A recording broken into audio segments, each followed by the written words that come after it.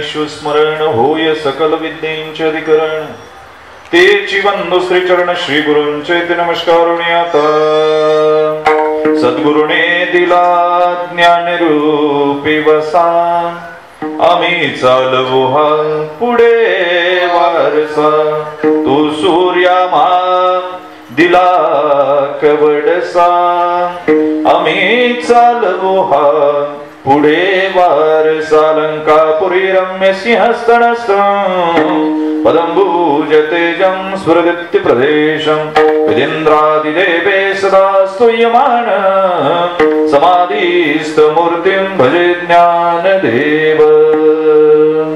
ओम नमो ज्ञानेश्वर ओम नमो ज्ञानेश्वर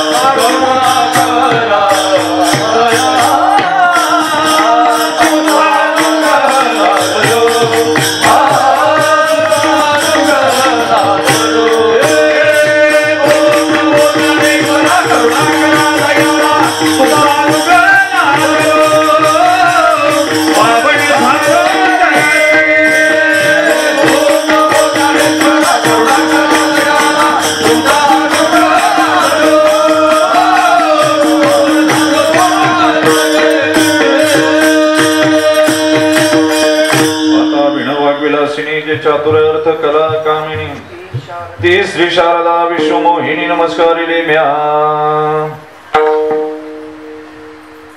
माझे मज कळो येती अवगुण माझे मज कळो येती अवगुण काय करू मन अनावर आताडवार आहे नारायणा दया सिंधुपणा सच करे। आनंद कंद भरून आले पंढरीश परमात्मा इंद्राणीच्या तटाचं निर्माल्य ज्यांच्या आयुष्यामध्ये होतं विवेक वैराग्याच्या तटाची झालर ज्यांनी जीवनाला लावली सरस्वताचं देणं 9000 ओव्यातून तुम्हाला ज्यांनी पाजलं ती साधकाचा मायबाप चिंतकांचा चिंतामणी विठोबाचा प्राण सखा ज्ञानियांची संजीवनी योग्यांचा मुकुटमणी कैवल्याचा पुतळा माऊली महावैष्णव ज्ञानराजा 4500 अभंगातून भक्ती ज्यांनी जागृत केली भक्तीचं कार्पण्य धुवून काढलं किंबहुना इंद्राणीला भक्तीचा महापूर ज्यांनी आणला आणि महाराष्ट्रातली मन संस्कारित करण्याचा प्रयत्न आणि प्रयास केला ज्यांच्या गाथ्याचा अभ्यास ऑक्सफर्ड युनिव्हर्सिटीमध्ये आजही केला जातो ज्यांचे शब्द चिरंतन आणि अमर आहेत चंद्र सूर्य आहे तोपर्यंत कोणताही वक्ता छाती ठोकपणे सांगू शकत नाही की या शब्दांचा भावार्थ आहे एवढं मोठं चैतन्य त्या शब्दामध्ये ओतण्याचा प्रयत्न आणि प्रयास ज्यांनी केला ते खिशात नाही धान समाजात नाही मान घरात मुडकी घाट पाणी प्यायला फुटका माठ शेवटी वैकुंठाची वाट आणि असा ज्यांचा परमार्थाचा थाट ते देहूची निवासी वैराग्यवान साधू जगद्गुरु तुकोबराया अधिक करून सर्व संतांच्या चरणावर नतमस्तक होऊन रुक्मिणी प्राण संजीवन पंढरीश परमात्म्याला वंदन करून तुमच्या संत श्रोते सज्जन मायबापांना नतमस्तक होऊन सेवेला सुरुवात करतो। जगामध्ये तत्व संपत असताना सत्व धरून जगणारी मंडळी मी अनेक पाहिली परंतु तत्वहीन जीवन जगणारी माणसं परमार्थात आले की परमार्थाचा नाश होत असतो। संप्रदायाला अनुसरून जीवन जगणारी माणसं ज्यावेळी परमार्थात येतात आणि एवढा मोठा भव्य दिव्य सोहळा निर्माण करतात म्हणजे मला पंढरपूरमध्ये कीर्तन करतोय असा भास झाला काय असेल मला पंढरीश परमात्म्याचा आनंद मिळाला आहे तो विना खांद्यावर घेतल्यावर काय महाराज ती मोर पिस लागली ना असं वाटलं पंढरीश परमात्म्याचा स्पर्श होतो की काय कधी कधी अशी भावना येते कधीतरी फेट्यातून चंदनाचा वास येतो कधीतरी अलगद सुगंध आपल्याला तुळशीचा येऊन जातो आपण म्हणतो आला बरं का सुगंध अरे आला नव्हता परमात्मा येऊन गेला काय झालं वाटलं तसं म्हणून खऱ्या अर्थानं हा सोहळा अभंग जगद्गुरु तुकोबरायचा भक्ती, वैराग्य, ज्ञान, इंजिनियर की, डॉक्टर की, या सगळ्या क्षेत्रामध्ये महाराज अग्रेसर आहेत बरं का. भक्तीमध्ये एवढे परिपूर्ण. दादा तुमची आमची काय भक्ती आहे का? अजिबात भक्ती नाही. तुमची आमची भक्ती दिखाऊ आहे, नाटकी पद्धतीची भक्ती आहे. काय नाटकी पद्धत? गंध लावलं, माळा घातल्या, फार धोत्र नेसला, कीर्तन केली म्हणजे काय भक्ती झाली असं कुणी समजायची कारण नाही. त्याला काय म्हणत, त्याला काय भक्ती म्हणावं? बहिरंगानं नटला, वेड्या बाभळीला सुद्धा मुंगळा दिवसातून 10 वेळा खालीवर एरझऱ्या करतो म्हणजे त्याच्या काय वाऱ्या आहेत? पंढरपूरला वारकरी वारी करतो आणि चहाच्या ठेल्यावाला वारी बरोबर चालतो. मग वारकऱ्याची वारी वेगळी आणि चहाच्या ठेल्यावाल्याची वारी वेगळी आहे महाराज. अंतकरण शुद्धतेकडे जोपर्यंत नाही ना तोपर्यंत अवघड आहे. मग खऱ्या अर्थानं क्षणभंगवाद कळाला पाहिजे. क्षणभंगवाद, भगवान बुद्धांनी क्षणभंगवाद मांडला महाराज. क्षणभंगवाद असा आहे, 1 वर्षापूर्वीचा आजिवली गाव आज नाही आणि अजून 1 वर्षाने असं राहील याची गॅरंटी नाही. 1 वर्षापूर्वीचे शेवाळे महाराज आज नाही आणि अजून 1 वर्षाने असे राहतीलच याची गॅरंटी. 1 वर्षाचं सोडा, आलो तेव्हाचा मी आत्ता नाही. तेही सोडा, या स्टेजवर आलो तेव्हाचा आत्ता नाही. कारण 1 मिनिटापूर्वीचा सुद्धा मी आत्ता नाही, मृत्यूच्या अधिक जवळ आलोय. काय झालंय? 1 मिनिटानं मृत्यूच्या अधिक जवळ आलोय. म्हणजे वाढदिवस घालतात ना ते भाग्यवान आहे महाराज, भाग्यवान आहे. मला सांगा ना, फ्लेक्सला ते छापतंय, वाढदिवस साजरा करतंय, केक कापतंय. काय दुर्दैव आहे महाराज, केक कापण्याची पद्धत सुद्धा वेगळी आहे. आम्ही तमसो मा ज्योतिर्गमय, आम्ही दिवा लावून अंधारातून प्रकाशाकडे जायचंय. आम्ही दिवा घालून तो केक विजवतोय. म्हणजे केकवरची मेणबत्ती थुंकतय, मग त्याच्यावर थुंकतय. काय करतंय? मग ती माकडं असतं ना 4-5, त्यांना ते भरवतंय थुंकलेलं. आणि मग ती गाणी म्हणतात, तुम जिओ साल के दिन हो, साल के दिन हो, साल के दिन हो. अरे मूर्खा, 50,000 वर्ष जगण्यापेक्षा तू नीट 50 वर्ष जग ना. किती वर्ष जगला याच्यापेक्षा कसा जगला याला फार किंमत आहे महाराज. काही वर्ष जगले हे म्हणजे काय जीवन होतंय नाही. अरे जे कमी जगले ना त्यांनीच आयुष्य सुंदर फुलवलं, बहरवलं आणि त्याचा वटवृक्ष केला. पण माणसांना कळालं नाही. त्यामुळे आयुष्यामध्ये 90% प्रॉब्लेम स्वतःचे सेल्फ क्रिएटिव्ह आहे. काय? स्वतः निर्माण केलेले आहेत. कारण त्याला जगणं कळालं नाही, अवगुण बाजूला करता आले नाही, सद्गुणांची प्राप्ती करता आली नाही. विठाला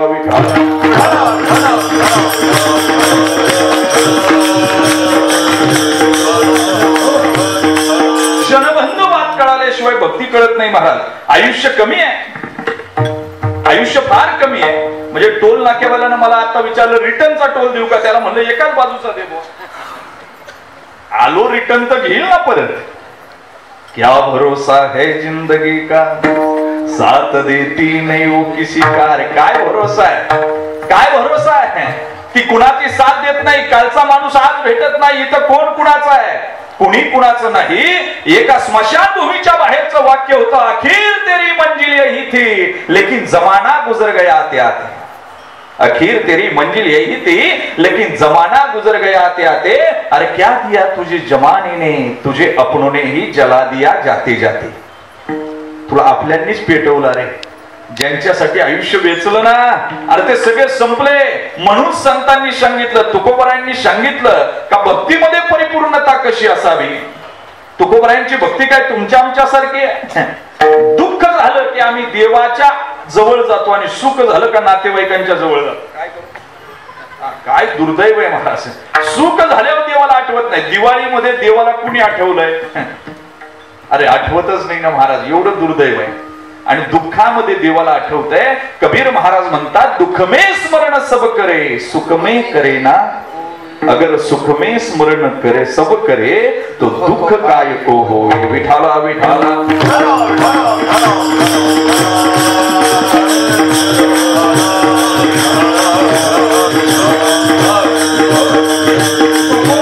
भक्तीमध्ये परिपूर्ण आहेत महाराज. भक्तीमध्ये परिपूर्ण.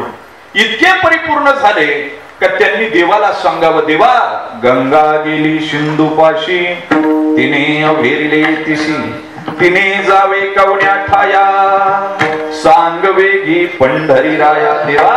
गंगा समुद्राला भेटायला गेली. समुद्रानं सांगितलं, हे गंगे तू माझ्यात यायचं नाही. तिनं जायचं कुठं? जळ चोकोपले जळचरा माता बाळा नेदी थारा. हे जर तलावानं सांगितलं पाण्याला तू माझ्यात थांबायचं नाही आणि आईनं बाळाला सांगितलं तू माझ्या मांडीवर बसायचं नाही, मी जायचं पुढं. किती लढीवाळपण आहे की नाही? किती लढीवाळपण आहे. तुमचा आमचा आहे. असं कधी ऐकलंय का? आजिवलीचा एवढा मोठा सप्ताह. मला सगळ्या सदस्यांनी सांगितलं मगाशी की महाराज आम्ही निस्वार्थीपणे प्रत्येक या परिसरामध्ये काही सदस्य निर्माण केले, पण हा सप्ताह झाल्यावर एखादा इथं पांडुरंगाच्या मंदिरात रडतोय असं कधी पाहिलंय का? त्याला विचारलं का रडतो रे?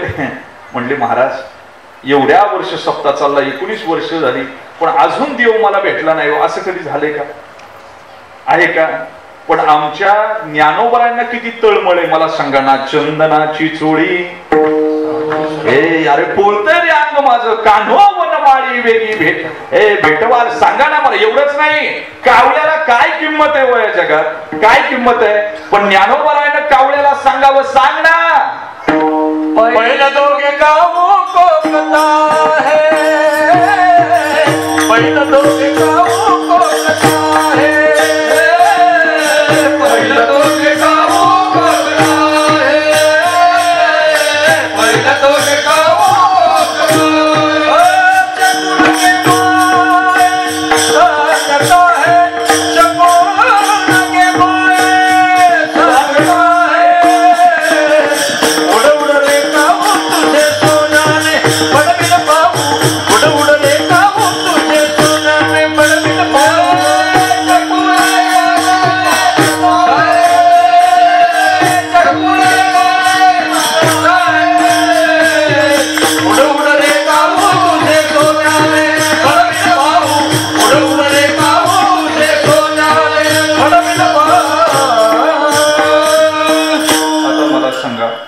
कावळ्याला कावळा म्हणावं का कावू म्हणावं? कावळा एवढा गोड आहे का? सांगतो काय राजहंस आहे का? तो काय गरुड आहे का? अरे काळा कुळकुळीत. पण माऊलींनी काय म्हणावं? काऊ. का? तर माझ्या पांडुरंगाचा निरोप आणणार आहे. अजून पुढे जाऊन सांगू. पायाला पाऊ म्हणावं. महाराज सांगा ना. अरे एवढंच नाही, तुझ्या कावळ्याला चोच असते, पण माऊलींनी काय म्हणावं? दुधे भरोनी वाटी लाविल तुझले ओठी. अरे सांग माझा पांडुरंग येईल का? किती मोठी भक्ती सांगा ना. आमचा संसार जोरात चालू आहे, पण परमार्थ मात्र तोट्यात चालू. मी सांगितलं माणसानं राजकारणाचा विचार फक्त संडासला बसतो एवढाच करावा. किती म्हणजे पटलं तर बघा. मी फार जाहीर बोलत असतो. बाथरूम मध्ये कमी वेळ थांबावं आणि मंदिरामध्ये जास्त वेळ थांबावं. पण दुर्दैव आहे, माणसं मंदिरामध्ये कमी वेळ थांबतात आणि जास्त वेळ बाथरूम मध्ये असतात. काय दुर्दैव आहे महाराज. बाथरूम अंग धुवायचं काम करतंय, मंदिर मन धुवायचं काम करतंय. विठाला विठाला.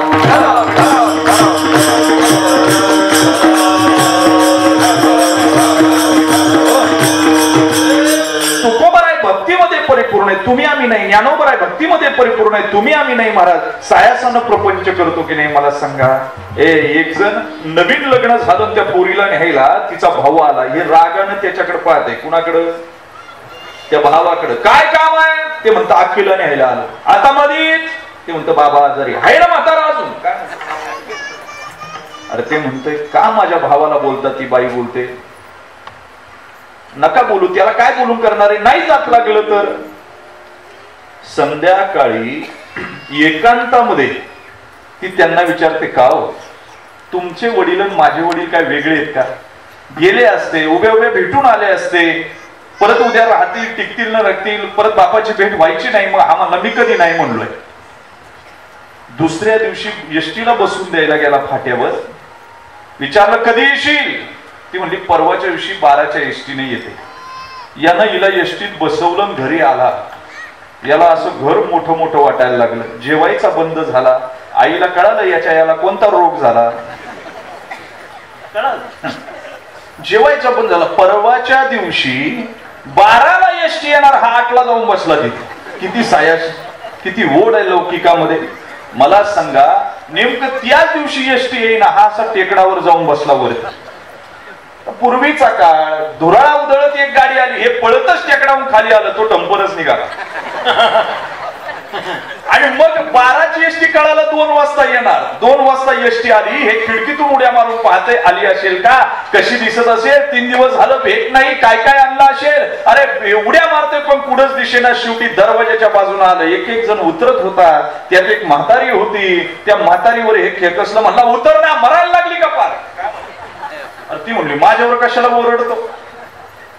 म्हणला माग कोण आहे. म्हातारी म्हणली मीच राहिले होते, माग कुणीच नाही, आणि माझ्यावर कशाला ओरडतो. तुझ्या बायकोच्या माहेरावरून आले, तिने एक पत्र दिले तुला, बघ.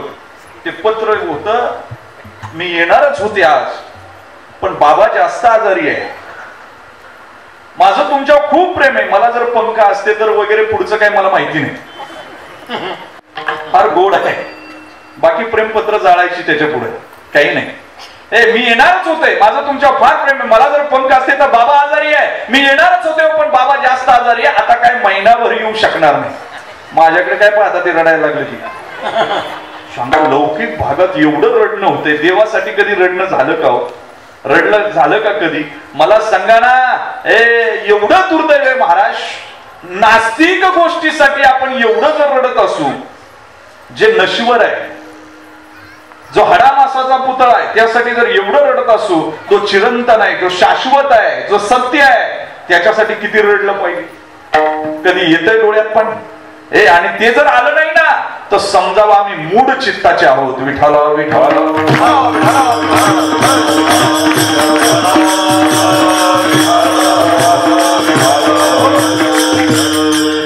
मग भक्तीमध्ये जगद्गुरु तुकोबराय पूर्ण, वैराग्यामध्ये आता तुमचं आमचं काय वैराग्य आहे का? तुमचं आमचा वैताग आहे काय? वैराग्य अजिबात नाही. मला सांगा, तुकोबरायांचं वैराग्य इतकं मोठे, बरं वैराग्य कायला म्हणावं हे तरी आम्हाला कळाले का? वेदांतामध्ये वैराग्याची व्याख्या अशी आहे, इहलोकापासून ब्रह्मलोकाच्या भोगाच्या त्यागाच्या इच्छेला वैराग्य म्हणतात. काय म्हणतात? इहलोकापासून ब्रह्मलोकापर्यंतच्या भोगाच्या त्यागाच्या इच्छेला वैराग्य असं म्हणतात. विठ्ठल विठ्ठल.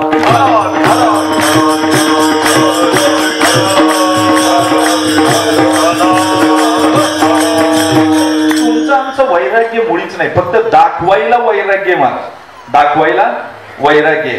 म्हणजे तुम्हाला सांगू का, रांका बांका जातीचे महाराज यांची एक मुलगी होती महाराज, रांकण बांकाची.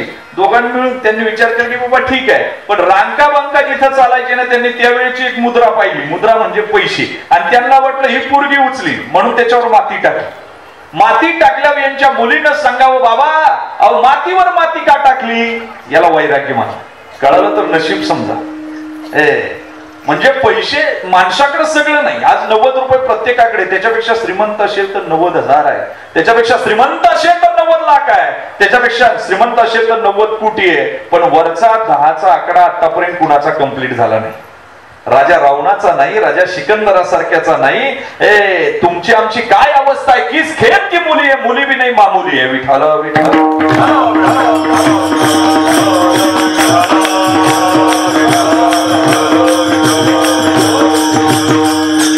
महाराज, आयुष्य जगत असताना तुमच्या आमच्याकडे वैराग्य नाही. आम्ही फक्त दाखवायला वैराग्यात जगतोय. आहे तो वैताग आहे. मला पंढरपूरला परवा दिवशी एक जण व्यक्ती भेटला. मी म्हटलं दादा इकडे पुढं, म्हणले वैताग आला हो. बायको म्हणते या आणा ते आणा, सगळं आणा, पोरीला शाळेत न्या, पाहुणे रावळे आहेर लग्न पगणं सगळं वैताग आला. असं वाटतं कुठंतरी निघून जावं, असं सगळेच म्हणतात, पण कुणीच पुढे जात नाही. परत तिथंच आहे. याला वैताग म्हणावं. काय म्हणावं? वैताग. मग तुमचं आमचं वैराग्य नाही, वैताग आहे. चला, तुकोबराय भक्तीमध्ये परिपूर्ण, वैराग्यामध्ये परिपूर्ण, इंजिनिअरिंगमध्ये. अरे तुम्ही आम्ही काय घरं बांधली? 100-50 वर्षानंतर घर पडणार आहे. पण तुकोबराय म्हणले आम्ही असं घर बांधलं.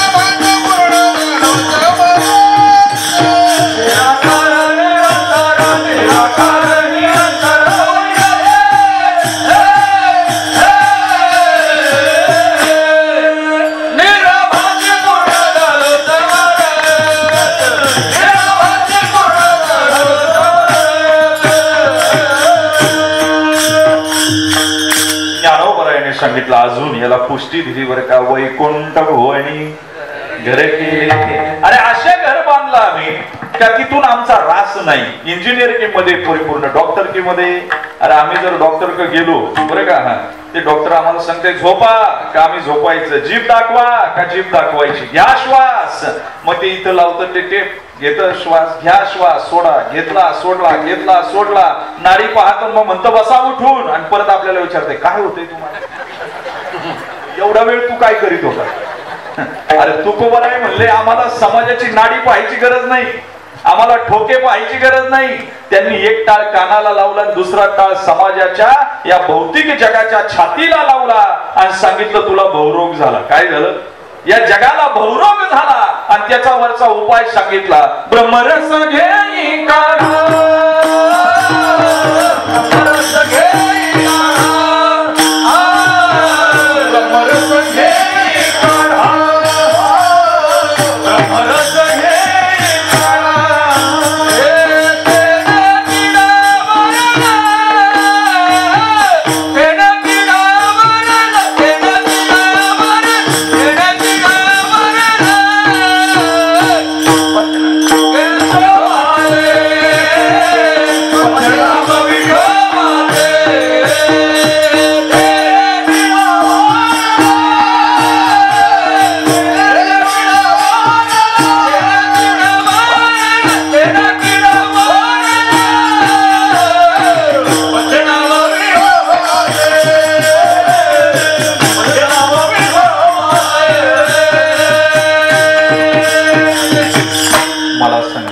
इंटरनेटवर एका कीर्तनकारानं मोठा एक ब्लॉग टाकला होता बरं का. वारकरी संप्रदायाला आता तरुण आणि ओमद्या युवकांची गरज आहे. मी खाली सांगितलं महाराज वारकरी संप्रदायाला यांची गरज नाही. आळशी, दुर्मुखलेला, व्यसनाधीन झालेला, 50व्या वर्षी मरणारे ठीक आहे, पण वयाच्या 25व्या 30व्या वर्षी एड्स होऊन दारू पिऊन मरणाऱ्या युवकांची आता गरज नाही. एक काळ होता आमच्या भारतामध्ये दुधांबी तुताऱ्या नगाऱ्याचे आवाज येत होते, आता सगळीकडे घुंगरे आणि तबल्याचे आवाज येतात. आमचा देश बायकी झालाय का काय याचा विचार मनामध्ये येऊन जातो. आम्ही काहीतरी चिंतन केलं पाहिजे. फक्त SMS करण्यात आणि आम्ही सगळे नौटंकी करण्यामध्ये जीवन जगतोय. मी सांगतोय समाजाचा भवरोग तुकोबरांनी ओळखला महाराज. मी लिहिलं भारतासारख्या विकसनशील देशामध्ये आळशी, दुर्मुखलेला आणि व्यसनाधीन झालेला तरुण वयाच्या 65 वर्षी बाप चितेला याच्या अग्नी देतो. 55 वर्षाची आई तोंड म्हणून याच्या चितेपाशी रडते. 26 वर्षाची तरुण सुंदर बायको 6 महिन्याच्या मुलीला घेऊन पिंडदानासाठी हजर राहते. अरे आमचा भारत देश चाललाय पुढे याचा विचार करण्याची गरज आहे. म्हणून या भवरोगावर उपाय सांगितला की वारकरी संप्रदायाला यांची गरज नाही, तर यांना आता वारकरी संप्रदायाची गरज आहे. ते पथ्य नाम विठोबाचे जगद्गुरु तुकोबरायांनी सांगून ठेवलं. हा भवरोग झाला ना याचं चिंतन सांगितलं की म्हणे आता गरज वारकरी संप्रदायाची यांना. कारण आता अवघड आहे महाराज. म्हणजे नौटंकी केल्यानं कुणी छत्रपती शिवाजी महाराज होतो काय. आता पाहा ना किती फॅशन आहे. ते कानात बाळ्या घालायच्या, अर्धचंद्राकृती गंध लावायचा, दाढी ठेवायची, त्याच्या तोंडामध्ये आणखी मसाला, आणि त्याला गावातली लोक म्हणतात राजे, ते सुद्धा ओ देतोय मूर्खाचा. काय म्हणतात मला तर कधी. अरे आमच्याकडे एक जण होता बरं का, नाटकात काम करायचा. तो नाटकात शिवाजी महाराजांची भूमिका करायची नाटकात, आणि त्यानं अशी दाढी वाढवली, कानात बाळ्या, अर्धचंद्राकृती गंध. महाराज ते दाढी करायला गेलं ना, दाढी पुरून घ्यायचं आणि नाव्यानं पैसे मागितले का म्हणायचा भाग्य समाज.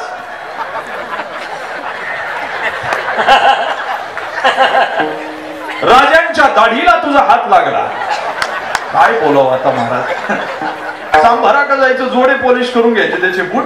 ते बिचारे 1-1 रुपया कमवतोय दिवसभर, आणि त्याला म्हणतोय भाग्य समाज. राजांच्या जोड्याला तुझे पाय लागले, हात लागले. काय विचारतोय, राजांच्या जोड्याला तुझे हात लागले, भाग्य समज.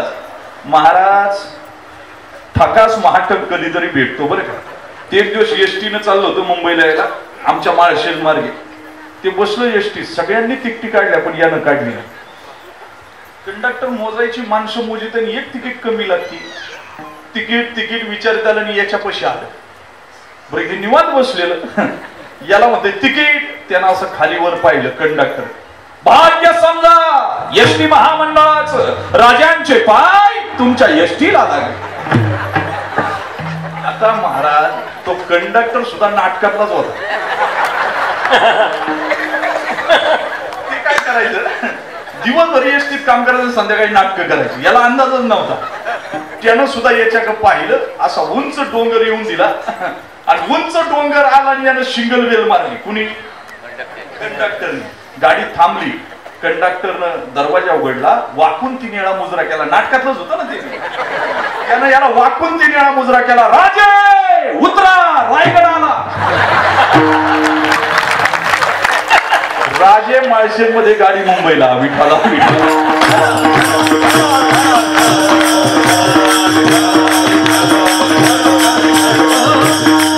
सांगू काय, हा बहुरोग आहे लोकांना झालेला. तब तेजातील एक किरण दे. शिवाजी महाराज होणं एवढं सोपं आहे पागल? अरे राजे आता अवतारला येणार नाही. राजे जर अवताराला आले तर माझ्यासारखा द्रष्टा कीर्तनकार म्हणेल, राजे लाज वाटती, राजे इथं जगावं लागतंय. समाजाचं अधपतन उघड्या डोळ्यांनी पाहावं लागतंय. राजे घराघरातल्या स्त्रिया करिअर वुमन होत आहे. घराघरातल्या स्त्रिया करिअर वुमन होत आहे. बाळावर संस्कार करण्याच्या ऐवजी पाळणा घरात देत आहे. लाज वाटती राजे, इथं जगावं लागतंय. समाजाचं अधपतन उघड्या डोळ्यांनी पाहावं लागतंय. राजे कायदा सुव्यवस्थेला इथे किंमत नाही. सुभेदाराची सुनई राजे इथे सुरक्षित नाही. लाज वाटती राजे, इथं जगावं लागतंय. समाजाचं अधपतन उघड्या डोळ्यांनी पाहावं लागतंय. राजे आता कलियुगात कुत्रा आईकडं. राजे कलियुगात कुत्रा आईकडं आणि बाळ दाईकडं पाहावं लागतंय. लाज वाटती राजे, इथं जगावं लागतंय. विठाला विठाला.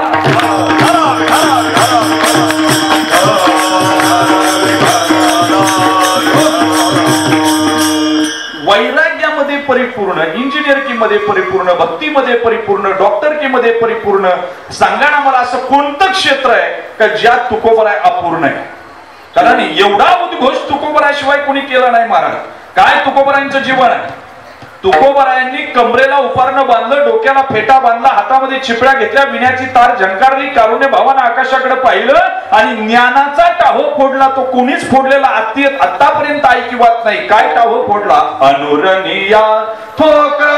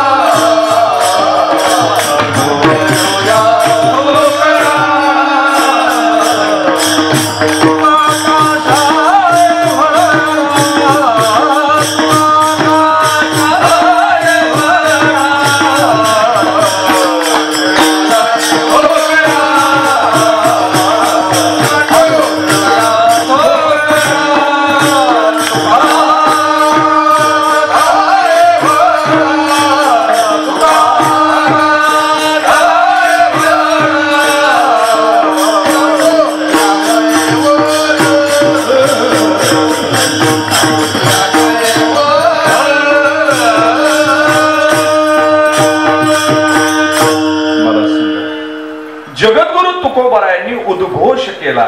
सगळ्या क्षेत्रामध्ये परिपूर्ण असले. आम्ही एकाही क्षेत्रात पूर्ण नाही तरी आभाळाला लाथा मारतोय. काय करतोय? एखाद्या क्षेत्रात जर पूर्ण असेल ना, अरे ते बोलू देत नाही महाराज, कारण त्याचा अहंकार उदयास आलेला असतो. पण तुकोबराय सगळ्या क्षेत्रात परिपूर्ण असून, कारण परमार्थात आलेला सुरुवातीचा मनुष्य जग वाईट आहे, मी एकटाच चांगला एवढं समजित असतो. बरं का? ते आलं ना, माळ घातली, कीर्तन करायला लागले, त्याला वाटते बस मीच एकटा उपदेशक आहे. आणि सध्या सप्ताह म्हणजे तरी काय, सज्जनांनी एकत्र यायचं आणि दुर्जनांवर तोंड सुख घ्यायचं म्हणजे सप्ताह आहे. मला सांगा ना, तथाकथित धर्मोपदेशक, तथाकथित कीर्तनकार यांनी दारू पिणाऱ्यांवर जेवढं सुख घेतलं तेवढं अजून दारू पिणाऱ्यांनी यांच्यावर घेतलं नाही. पटतंय का मी काय बोलतो? त्यासाठी सप्ताह नाही. सप्ताहाची उन्नती उंचीच त्याच्यासाठी आहे का हे मानव्य उंच व्हावं, मानव्यामध्ये सप्तसूर छेडले जावे, अंतकरण द्रवीभूत व्हावं आणि त्या अंतकरणाला परमार्थ प्रेमाची झालर लागावी, याच्यासाठी जीवन आहे माणूस. मग माणसाला जर अवगुण काढायचे असतील तर नॅशनल रिसर्च फाउंडेशननं काही पायऱ्या सांगितल्या. पहिले मानसशास्त्र तुमचं चांगलं पाहिजे. आता मानसशास्त्र चांगलं राहिलंय का मला सांगा? अन्न जेवढं भेसळ झालंय ना, तेवढ्या प्रार्थना सुद्धा भेसळ झाल्यात की नाही मला सांगा? ते म्हणतंय माझं काही होऊ दे, शेजारच्याचं वाटोळ झालं पाहिजे. किती मानसिकता दुर्बलतेची मला सांगा. एवढं वाईट लक्षण आहे महाराज. कीर्तनात सुद्धा कीर्तनकार काय बोलतात आणि ते कुणाला फीड बसते याचा विचार करत बसते. काय करतात कीर्तन श्रवण करत असताना कीर्तनकार काय बोलतात ना ते कुणाला फीड बसतंय याच्यावर आम्ही विचार करतोय. मग काय अंतःकरणामध्ये घुसणार. मी कधी कधी विचार करत असतोय, कधी कधी चिंतन करत असतोय. मानसिकता अतिशय खराब झालेली महाराज. सायकोलॉजी ज्याला काय म्हणतात मानसशास्त्र एवढं खराब आहे, एवढं खराब आहे. किती खराब आहे की त्याला जीवनामध्ये कळालंच नाही महाराज. जे ज्ञानी माणसं आहे ना त्यांची सायकोलॉजी खराब नसते, ते सरळ सरळ जीवन जगत असतात. पण ज्ञानी माणसाच्या नादी सुद्धा लागू नये महाराज, नादी लागू नये. म्हणजे तुम्ही जर नाव ऐकलं असेल कवी कालिदास, त्यानं शकुंतला लिहिलं. त्यानं आपल्या प्रेयसीला शोधण्यासाठी असा ढग पाठवला महाराज का तो ज्या ज्या मार्गाने हिंडला ना त्याच मार्गाने आज नैऋत्य मोसमी वार वाहते. म्हणजे किती विद्वान असेल तो. पण विद्वान माणसं छंदिष्ट असतात आणि छंदिष्ट माणसं बाधिष्ट असतात. काय बोलू, अजून बोलू काय. वारकरी संप्रदाय सोडला तर गाणारा फार चांगला आहे. वारकरी संप्रदाय सोडला तर गाणारा फार चांगला आहे, पण घेतल्याशिवाय गाता येत नाही. विद्वान आहे पण छंदिष्ट आहे. नुसता छंदिष्ट नाही तर बाधिष्ट सुद्धा आहे. मी तुम्हाला सॉक्रेटिस, आईन्स्टाईन, प्लेटो, अरिस्टॉटल इतके अवघड सिद्धांत सांगत नाही. मी सोपं सांगतो. कवी कालिदास फार विद्वान होता महाराज. त्याला नाचगाणं ऐकायचा छंद होता. काय होता, नाचगाणं ऐकायचा छंद होता. आणि ते नाचगाणं ऐकायला जायचं ते 5 रुपये दौलत जादा करायचं त्या बाईवर.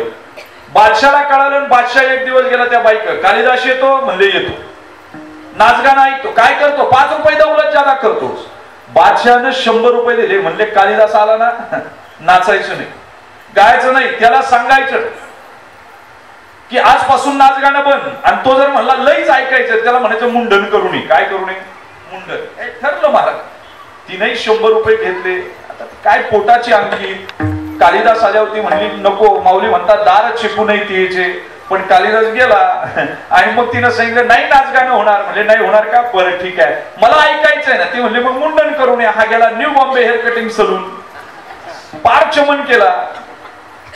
बालाजीला जाऊन आल्या होतं ना गोविंदा, तसा केला. पांढरी चारला वाजवा असं म्हणलं तरी चालेल. असा बनवला. आणि मग आल्याच्या नंतर त्या बाईनं नाचली. यानं 5 रुपये दौलत जादा केलं. बाईचा हात धरला, सुरा काढला, खंजीर काढला कमरेचा. म्हणला घे देवाचं नाव. म्हणली का, हे डोकं तुझं नाही, तुझ्या डोक्यात कोणाचं तरी डोकं असलं पाहिजे. कालिदासाच्या डोक्याला शेह देणं कोणाचं काम. बरोबर. मग ती म्हणली माझं काही नाही. बादशाहनं मला 100 रुपये दिले आणि असं करायला सांगितलं. म्हणजे असं आहे का, यानं 500 रुपये दिले तिला. मला संध्याकाळी बादशाहीच्या राहील काय काय झालं त्याला लगेच सांगायचं नाही, पहिलं गाढवासारखं भुकायला लावायचे. काय करायचं. आता आला बादशाह संध्याकाळी. आज बादशाहने विचारलं बाई काय झालं. म्हणजे असं कसं सांगेल, असं नाही सांगणार. म्हणले गाढवासारखं 3 वेळा भुका. तर यानं पाहिलं रात्रीची वेळ कोण पाहतंय, भुकला ना राजा 3 वेळा. म्हणजे रात्री बरेच जण गडबडी करतात, त्यांना वाटते सकाळी काही माहिती नसते कोण, असे बरेच गडबडी करणार आहे. तसं राजानं गडबडी केली ते भुकलं. आता दुसऱ्या दिवशी दरबार भरला आणि ते सिंहासनावर राजा बसला आणि कालिदास आला चमन केलीला. राजाला वाटलं मी भुकलेलो काय कुणाला माहिती नाही. त्यानं प्रश्न विचारला भर दरबार, किम पर्वणी मुंडनम. काय म्हणताय, काय पर्वणी आली की तू मुंडन केलं. कालिदासाने इकडे तिकडे पाहिलं. म्हणला राजा दर्भंती गायनम इथे पर्वणी मुंडनम. म्हणला राजे लोक गाढवासारखे भुकायला लागले का आम्हाला पर्वणी असतील आम्ही चमनतो. वर पाहिलं नाही मला काय असेल. मी कधी कधी विचार करत असतो, आम्हाला चिंतन करायचं असते का ज्ञानी माणसाची सायकोलॉजी वेगळी आहे आणि अज्ञानी माणसाची सायकोलॉजी वेगळी आहे. मानसशास्त्र प्रत्येकाचं. काल परवा महाराज मी एका सहज कीर्तनकाराला फोन केला. म्हणलं महाराज येता काय कीर्तनाला, तारीख घेता का माझ्याकडची. ते म्हणले महाराज तुम्हाला तर माहिती आहे मी स्त्रीच्या हातचं खात नाही, कांदा खात नाही, लसूण खात नाही. मी म्हणलं येऊच नका भाऊ. काय तुमच्या वाचून आणले मला सांगा. मी फार जाहीर बोलणारा माणूस आहे आणि मी सिद्ध करून देईल ते, मला काही फरक पडत नाही.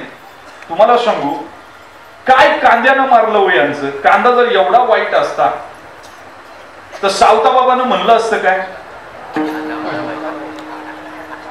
सावता बाबा काय म्हणले, कांदा मुळा भाजे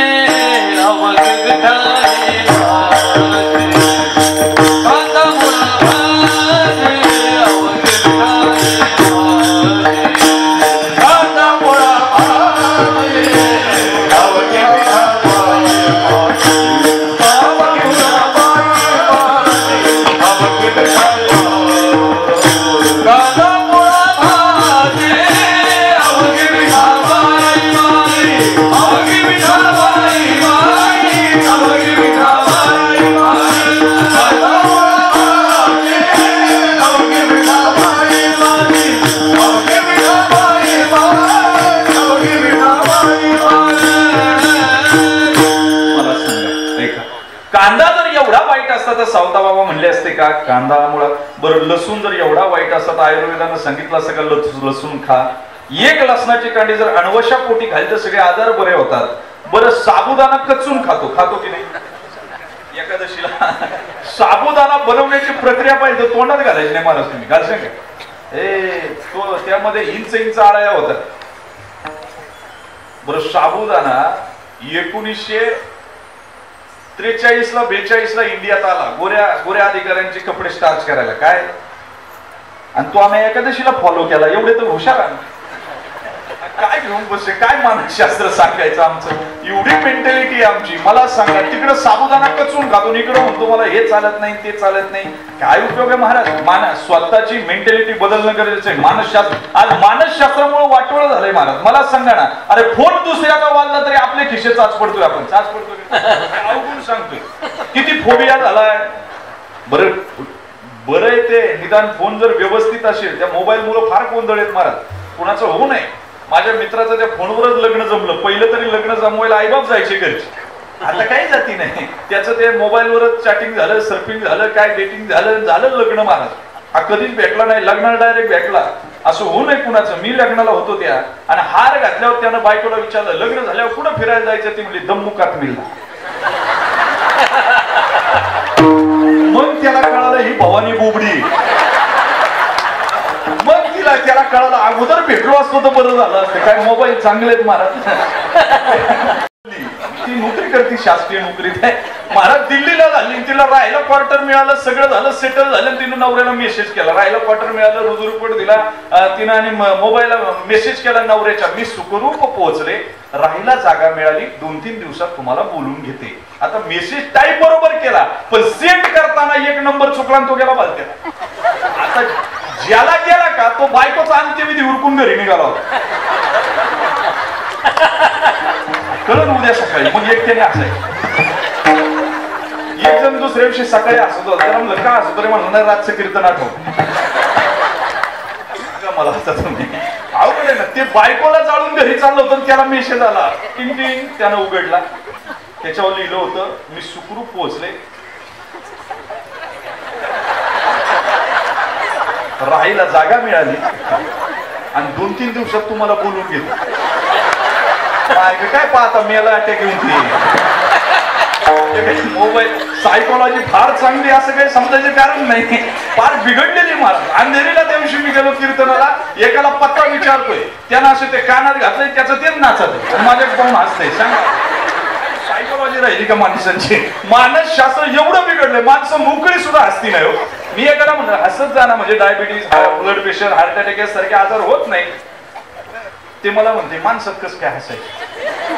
म्हणलं दार लावून हसत जाईल. माझं असंच आहे ना. अरे माणसं हसतात ना. अरे काही माणसं हसतच नाही. ती काय माणसं असतात का? ती माणसंच नसते. अवघड आहे महाराज. मानसशास्त्र संपूर्ण बदललेलं आहे, काहीच राहिले नाही.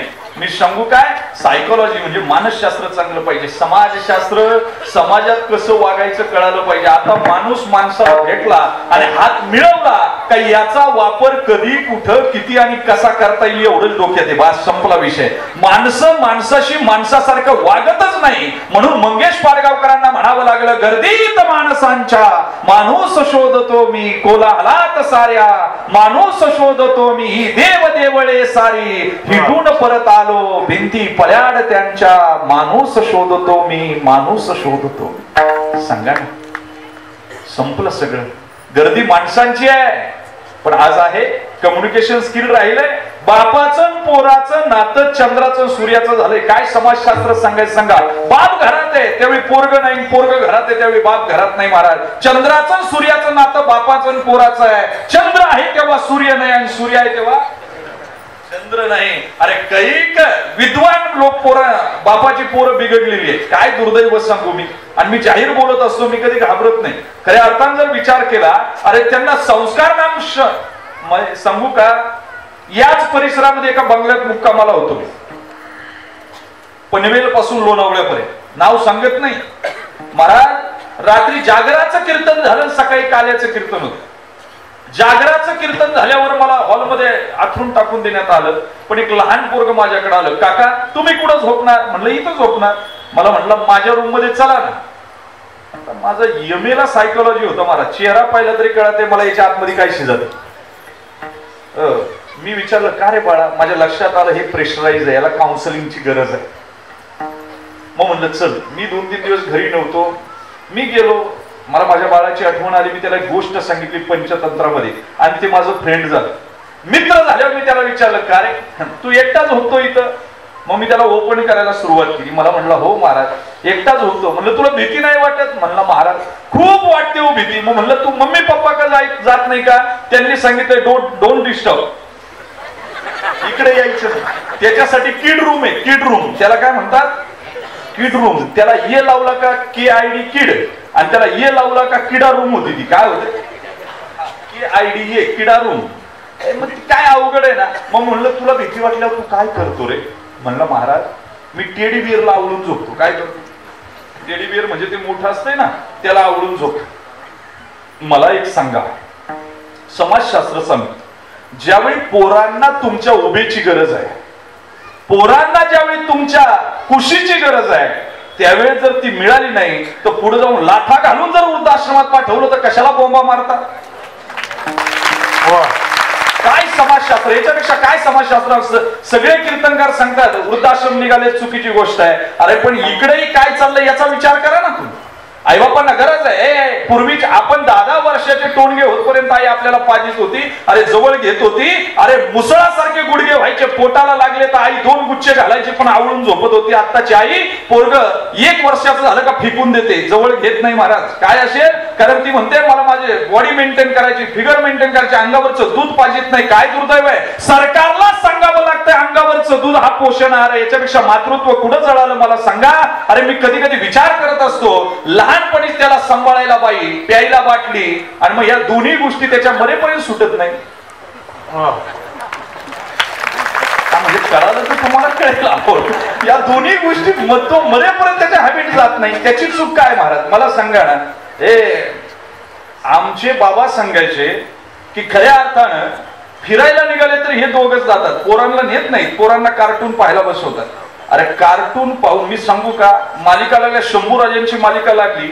अरे ती जर पाहिली तर पोरं वाघ बनतील, आणि ती कार्टून पाहून पण झुरळाशिवाय दुसरं काय बनायचं, दुसरं काय बनतील का मला सांगा. लहान पोरांचा स्वभाव पोगोमुळे बिघडला आणि मोठ्या माणसांचा स्वभाव युगोमुळे बिघडला. काय झालं, आमचे बाबा म्हणायचे का फिरायला नेत नाही पोरांना, टीव्ही लावून देते आणि हे दोघे जण फिरत बसतात. कारण मुलांच्या संख्येवरून आणि मुलांच्या वयांवरून आईच्या वयाचा अंदाज येऊ शकतो,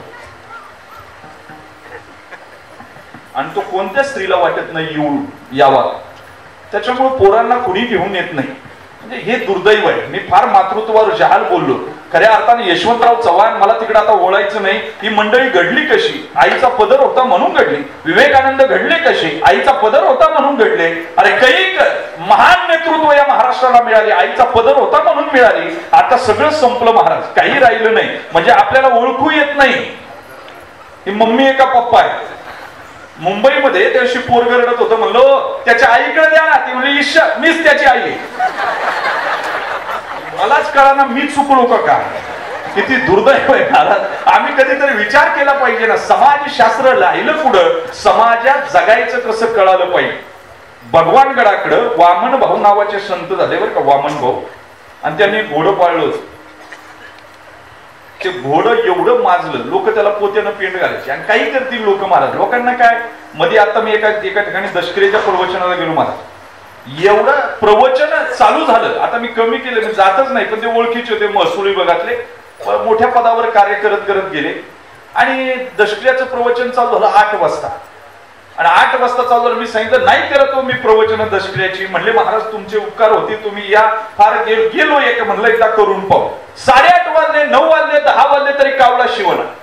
मला म्हणायचे महाराज चालू द्या. आता म्हटलं काय मारिता का काय, नाही म्हणायचे चालू द्या. और घामाच्या धारा चालू लागल्या तरी आता चक्कर यायला लागली. म्हणलं काय झालं, म्हणजे कावळा शिवत नाही. म्हणलं मी पाळीत नाही, नाहीतर मी शिवला असता ना, मी पाळीत नाही म्हणलं. अरे 1 तास गेला ना, आता चक्कर यायला लागली. पण त्यानं मला सगळा बायोडाटा दिला होता, यांनी कुठं कुठं काम केलं, काय काय केलं. मग मी त्यांना म्हणलं इकडे त्या पिंडाखाली 500 रुपयाची नोट ठेवा. म्हणले जमन का, म्हणलं करून बघा. 500 रुपयाची नोट ठेवली. मागे काय पाहता पुढे दिसणारा कावळा आला, पिंडाला शिवला, 500ची नोट घेऊन गेला. आता लोक माया मागे पळायला लागले, कोण पायी दाबीत येतं, कोण पायाचे मुके घेते, इथं काही करतील लोक. त्याला काय लोक इथे ज्याच्या बापाची दृष्टी होती ना ते माझ्या काल म्हणला, महाराज कसं काय झालं? म्हणलं तेवढं विचारू नको, तुझं उरक, माझं मी चाललो. नाही म्हणलं सांगाच कसं काय झालं? म्हणलं कटू आहे सत्य, काय ना उगाच ऐकायची क्षमता आहे का? म्हणलं आहे. मग म्हणलं बघ, तुझा बाप तलाठी होता, 1000 घेतल्याशिवाय कधी कोणाला उतारा दिला नाही. आता तू त्याचा पोरगा म्हणून 500 भागवीन. म्हणलं ठेव 500. काय मरताना सुद्धा अशी मरायला लागली, काय विचित्र आहे महाराज. मी कधी कधी बोलताना फार जाहीर बोलत असतो, अवघड आहे. म्हणजे काल एका तलाट्याच्या बंगल्याच्या वास्तुशांतीला गेले तहसीलदार आणि त्याची बायको. आता त्यांनी वाळूनच बांधलेला होता बंगला, कळलं निवांत वाळूनी बांधलेला होता तलाट्याने. आणि त्या बंगल्याच्या उद्घाटनाला तो बंगला पाहिला, तहसीलदाराची बायको म्हणते, साहेब तुम्ही कधी होता तलाठी म्हणा? कळेल विठाला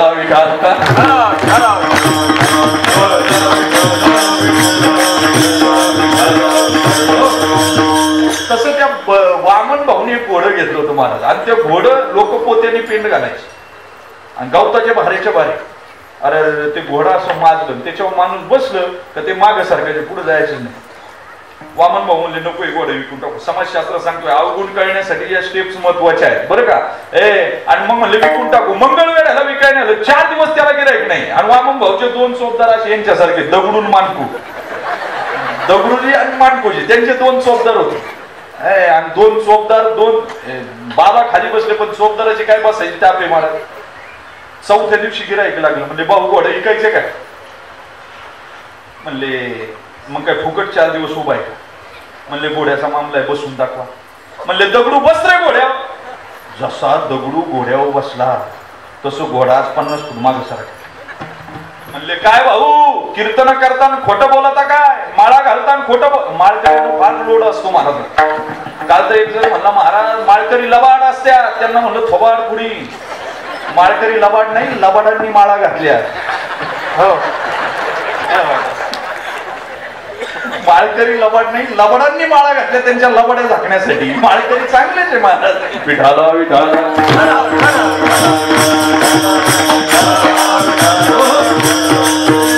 भाऊ म्हणले काय झालं? म्हणले काय खोटं बोलता वामन भाऊ, घोडं तर बुडाने चालत आणि ते इकायला आणलं ना, आम्हाला बळच गाड्यात मारता काय? भाऊ म्हणले मग त्याच्यात काय अवघड आहे? ज्या गावाला जायचे तिकडे त्याचं बुड करायचं. दगडू म्हणला भाऊ असं बोलले घोडं कुठे इकलं जाईल का? भाऊ म्हणले मग काय खरं खोटं बोलून घोडं इकितो का? जे समाजामध्ये खोटा असलेला माल खोटा म्हणूनच विकतात ते संत, आणि तुम्ही खोटा असलेला माल खरा म्हणून चालले ते सामान्य जीव. पावर काही झोपलेले आहे, काही झोपेतून जागे झाले पण अंथरुणावर बसून आहेत, आणि काही उठून व्यापाराला लागलेत, आणि काही व्यापाराचं फळ घेऊन बसलेत. अजून पुढे जाऊन सांगू समाजशास्त्रामध्ये काही विषय आहेत, काही पामर आहेत, काही मुमुक्षु आहेत आणि काही मुक्त आहेत. विठाला विठाला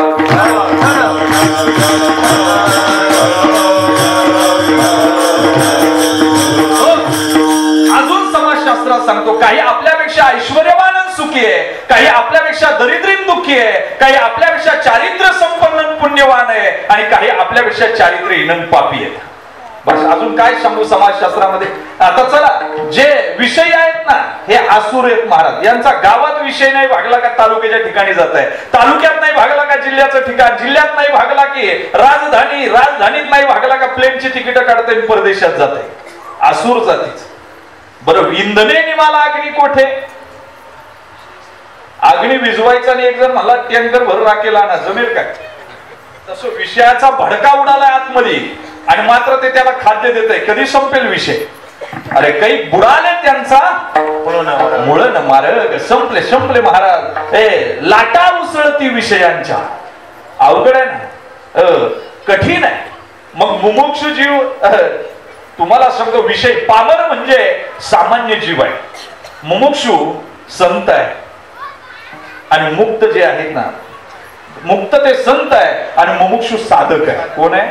साधक आहे. काही जण झोपलेले आहे. आता झोपलेल्या माणसाला किती जागवलं तरी काय समाजात तो जागा होईल काय? म्हणजे एकाने जरी अलाराम लावला 5चा, कितीचा? 5चा, आणि तो वाजायला लागला का हे त्राशिक मुद्रेनं उठते बटन बंद करते.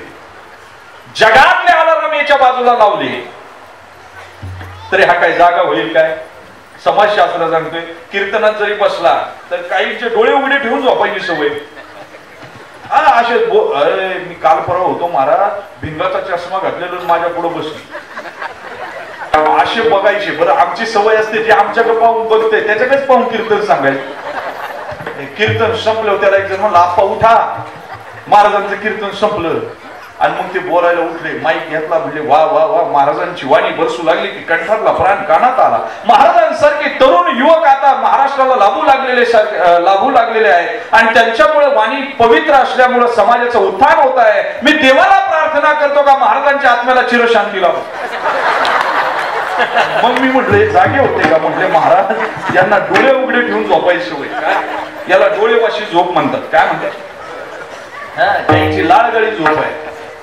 काही जण झोपेत गोदड्या फाडतात, फायटिंग खेळतात, फार अवघड आहे. काही जण गोदड्या खांद्यावर टाकून गाव फिरून परत झोपायला येतात. झोपे सुद्धा फार प्रकार आहे, मी सांगत नाही मला काही. काय समाजशास्त्र जर जाणायचं असेल ना, जो एक जण तर बसला महाराज, ते कपड्याचं शीट होतं त्याला झोप लागली कीर्तनात आणि ते असं पुढे बसलेलं. त्याला लक्षात आलं कुणीतरी ग्राहक आलाय, ते माझ्याकडे 5 मीटर कापड फाडून मागते. त्यानं धरलं ना माझं धोतर, माझ्या काय म्हणजे काय समाजशास्त्रामध्ये जगणारा धारेवर असेल असं काही समजायचं कारण नाही. ते विषयी जीवन जगणार आहे ना महाराज, त्याचं जीवनच असं आहे. भोगी वृत्तीचं जीवन आहे. भोग लालसा अंतकरणामध्ये ठेवू नये. थुंकोनी ही अवस्था आहे. अजून पुढे जाऊन सांगू काय? अजून एक प्रमाणे थुंकोनी अमृताचा गळाला. अमृताचा घोट होता, यानं काय केलं? तो विषयांचं मृगजळ पाहिलं आणि यानं तो गळाला थुंकला. त्याला वाटलं आता पाणी मिळणार आहे. अरे अमृत पिला असता तर अमर झाला असता ना, पण याला नाही जमलं महाराज.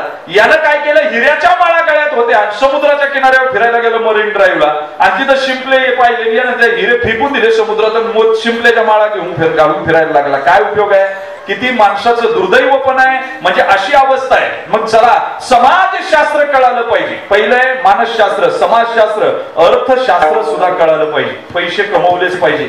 महाराज असू द्या, आमदार असू द्या, खासदार असू द्या, सरपंच असू द्या, वारकरी असू द्या, त्यानं पैसे कमवले पाहिजे. मला योग्य काळात जर पैसे कमवले नाही ना, त्याचे हाल फार बेकार होतात.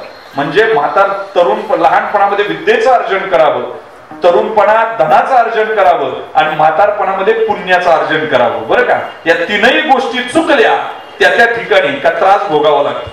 त्रास भोगा. पैशाचं काम पैसाच करतोय महाराज. पंढरपूरला गेला बँकेची जप्ती घरी आली, काय वारी सफल होईल? अशी काही काय महाराज? त्रासानं प्रपंचाला लाथळणार आहे. वैराग्यानं लाथळला पाहिजे, त्रासानं नाही. पण माणसं त्रासानं. वमनली अण्णा लाळ न घोटी रसना. माऊली म्हणतात वकलेल्या अन्नावर लाळ घोटाळायचं काही कारण आहे का?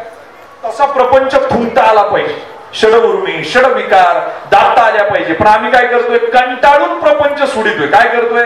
आम्ही घरात गेलो का म्हातारी म्हणती बाबा माय नाता तुझ्या बरोबर घेऊन जा. म्हणलं काय म्हणजे इथं लय वैताग देतोय. बघा म्हणता येईल का महाराज? वैतागून पुढे जाता येईल का? मग तुम्हाला आम्हाला चिंतन करायला पाहिजे. पैसा योग्य, फक्त जोडोनी या धन उत्तम व्यवहार. कमवताना नाथबाबा सारखं आणि गमवताना तुकोबऱ्यांसारखं. एकदा एवढं पैसा कमवताना नाथबाबा सारखा कमवायचा, पैचा हिशोब सत्ववृत्तीनं, आणि घालवताना तुकोबऱ्यासारखा. अर्थशास्त्र कळालं पाहिजे. मानसशास्त्र आहे, अर्थशास्त्र आहे, समाजशास्त्र आहे आणि राजकारण आहे. राज्यशास्त्र, राजकारणाचं सुद्धा शास्त्र आहे. म्हणजे वारकरी असला काय, कीर्तनकार असला काय, राजकारण कळालं पाहिजे. पुढे उभे आणि राजांनी लक्ष द्या, तुम्ही टाळ्या द्या. राजानं विचारलं सावकार बाहेर आला. काल राज कर्ज पाहिजे, तुम्ही छत्रपती म्हणून कर्ज मागायला आला की याच्यात म्हणून आला? राजाने सांगितलं मी ऋणको म्हणून आलोय, छत्रपती म्हणून नाही. मग तुम्हाला माहिती नाही का, तारण असल्याशिवाय मी काही कर्ज देत नाही. अरे अरे अरे, राजे म्हणले मी काय तारण देणार? राज्य स्वराज्य श्रींचं, राज्य जनतेचं, मी काय तारण द्यावं? मी काय तारण द्यावं? अरे अरे अरे माग वळाले राजे आणि वाळलेल्या गवताची काडी घेतली सावकाराच्या हातात दिली, हे माझं तारण. आणि त्या वाळलेल्या गवताच्या काडीवर सावकारानं कर्ज दिलं. बरं का, राजे स्वारीवर जातात आणि स्वारीवरून आल्यावर कर्ज भागवायला जातात आणि कर्ज भागवायला गेल्याच्या नंतर राजे कर्ज भागवतात आणि सावकाराला म्हणतात, सावकार माझं तारण माझं मला परत द्या. शेजारी बहिरजी उभा आहे. बहिरजी म्हणतो, राजा वाळलेली गवताची काडी घेतली काय नाही घेतली काय, त्यानं काय फरक पडणार आहे. याच्यावर राजांनी दिलेलं उत्तर फार समर्पक आहे. अरे आताच्या राजकारण्यांनी ते लक्षात ठेवण्याजोग आहे. आमचे छत्रपती शिवाजी राजे म्हणतात, बहिरजी माझ्या स्वराज्याची वाळलेली गवताची काडी सुद्धा कुणाकडे गहाण असता कामा नये, हे राजकारण आहे. आम्हाला कळालं पाहिजे ना महाराज, कळालं पाहिजे. राजकारण जगण्यापुरतं कळालं पाहिजे. मला सांगा, एका कुंभाराचं गाडं विहिरीत पडलं. बरं का, विहिरीत पडलं आणि पडल्याच्या नंतर लोक गावातली त्या कुंभारा गेली, म्हणले तुझं गाडं काढून घे. तो म्हटला बरोबर आहे, पण गाडं वय म्हातारा झालं आणि विहीर गाडायची, असं करा म्हणले, मातीच लोटू लागायला या. काय म्हणले, जाऊ दे कायला वर काढायचे. आता वर काढायला कमी होते पण माती लोटायला जण आले, त्यात बऱ्याच जणांना आनंद असतो. आणि मग गाढव सुद्धा म्हणायला लागले, ज्याच्यासाठी अख्खं आयुष्य काढलं, पनवेल मध्ये फ्लॅट घेतला, बाकीकडे प्लॉट घेतले, तेच माती लोटायला लागले. आपुली आपण करा सोडवण, संसार बंधन तोडावे. आणि मग महाराज वरून माती लोटली की गाढव असं अंग हलवायचं. अंग हलवलं की माती खाली आणि असं करता करता विहीर बुजली आणि गाढव वर आलं. महाराज माऊली म्हणजे गाढव एवढं गाढव असतंय, चंद्राचा प्रकाश पडला तरी ते सावलीला जाऊन उभं राहते. का, अंग तापण म्हणून. गाढव वरती आलं, अंग झटकून वरती आलं, आपली गोष्ट संपली, तात्पर्य दृष्टांत संपला. माती लोटणारे खूप आहे, अंग हलवायचे काम कुणाचं आहे. एवढं तरी राजकारण आपल्याला कळायला पाहिजे की नाही. घरात तेवढं तरी जगताना राजकारण कळायला पाहिजे. पोरांच्या नावावर सातबारा झाला की आपला पान उतारा झाला, एवढं कळालं म्हणजे संपलं. बाकी काय, एवढं राजकारण. एकदा ह्या स्टेप झाल्या की मग अवगुण कळू येतात. आता प्रत्येकाच्या मध्ये सुप्त अवगुण आहे पण मानायला तयार नाही महाराज. म्हणजे महाराज असू द्या, पंडित असू द्या, कुणी असू द्या, सुरुवातीला परमार्थात लागला. अरे तुकोबरांनी गाथ्यात किती शिव्या दिल्या लोकांना मला सांगा, नाथबाबांनी किती शिव्या दिल्या. पण एका उच्च स्थानावर गेल्याच्या नंतर तुकोबराय म्हणतात, मी का शिव्या दिल्या असतील लोकांना, काय गरज होती मला. म्हणजे मला तुम्हाला शिव्या द्यायच्या नव्हत्या, उपदेशच नव्हता. माझा मजची उपदेश नाही अनेकांची रेस, तुम्ही अवघे पांडुरंग, तुम्ही सगळे पांडुरंग आहात. मी तुम्हाला का शिव्या दिल्या असतील. एवढंच नाही, अरे सुरुवातीला असं असतंय, स्वयंपाक करायला लागलेली एखादी मुलगी असते ना, तिला भाकरी जमत नाही. मला आता भाकरीची सुद्धा मशीन निघाली की काय मला माहिती नाही, पण तिला भाकरी जमत नाही. सुरुवातीला ती आजीवलीचा नकाशा तयार करते, नंतर पनवेलचा होतो, नंतर छान गोल भाकरी बनवली की ती गालात हसते आणि मग स्वतःचे स्वतःवर हसते. बाई मी कशी भाकरी बनवायची म्हणते की नाही. पूर्णत्वाला गेलं की अपूर्णत्वावर माणूस हसत असते. काय असतंय तसं तुकोबराय पूर्णत्वाला गेले आणि अपूर्णत्वावर हसू लागले महाराज. पण आत्मनिवेदन करण्यासाठी सुद्धा आतमधली ताकद लागते महाराज. काय करते, आज बायको नवऱ्याचे अवगुण सहन करायला तयार नाही, मुलाचं बाप तयार नाही, पण तुकोबराय तर जाहीरपणे सांगतात. किती मोठं आहे महाराज. आज आपले अवगुण सांगू काय, एखाद्या बाईच्या डोक्यामध्ये जे प्राणी होतात त्याच्या अगोदर, म्हणजे ओवांच्या अगोदर काय होतंय, लिकान. त्याच्या अगोदर काय होतो,